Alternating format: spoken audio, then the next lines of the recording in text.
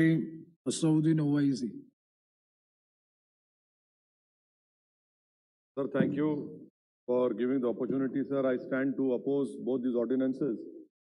And I must say, sir, that I have never seen in my short political career such an audacious attempt to undermine a Supreme Court judgment. These two ordinances are in contravention of the Supreme Court judgment.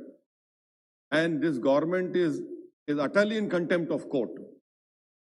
That is para 23 of the Common Cause judgment, which has been mentioned by you and other honorable members. So this is also an issue of independence of investigative authorities. Fixed tenure cannot be on the basis of whims and desires of the present Prime Minister.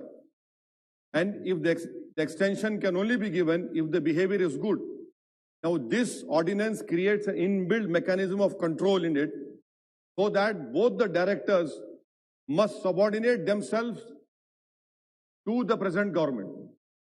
Thirdly, sir, the CBI was called a cage parrot by the Honorable Court observation. But this ordinance wants to take away even the vocal cord of the CBI. This will take away the vocal cord. The extension of tenure will be given as a bakshish. That is what this ordinance wants to do. And in a constitutional democracy, sir, posts cannot be treated as a patronage. You are creating a system where you will encourage patronage. In 2013, the then CM, Mr. Modi, had called CBI a Congress Bureau of Investigation. Can the government say what reforms you have brought in CBI? Sir, instead of reforms, you have brought an ordinance to increase the dependence, to increase the CBI and ED dependence on the government. And how many cases were filed by CBI against their own officials, sir? Corruption charges against them in 10 years.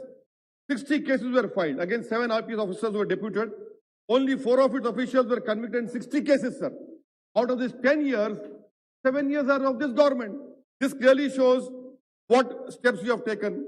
If investigation is done on the basis of the political masters, then independence goes away. Sir, you know for a fact that every constitutional power is coupled with a duty.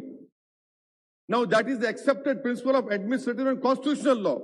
But the reality is, the power to investigate has become a power to harass. The duty to victims has been replaced with a duty to please their political bosses. And I can give an example, sir.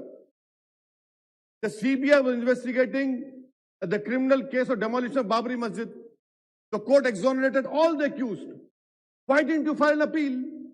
You didn't file an appeal because the CBI officers owe their existence to their ideological political masters. But you will file an appeal against Raja. Why? Because he's a Dalit. I'll give another example, sir. The then Andhra Pradesh, the then DGP wrote one letter against a Congress leader that was signed by a Congress MLA, posted to the High Court, CBI investigated. Now that person is on a constitutional post. I can give another example. MP of Rampur is in jail. Why? Because when he was a minister about appointments, he's in jail.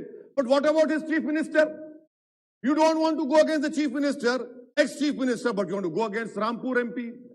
Sir, if you are really interested in the independence of CBI, remove Section 6A of DSP Act, remove Section 26 of CVC Act. You don't want to do. Another example, sir, which I want to show how the government is controlling CBI.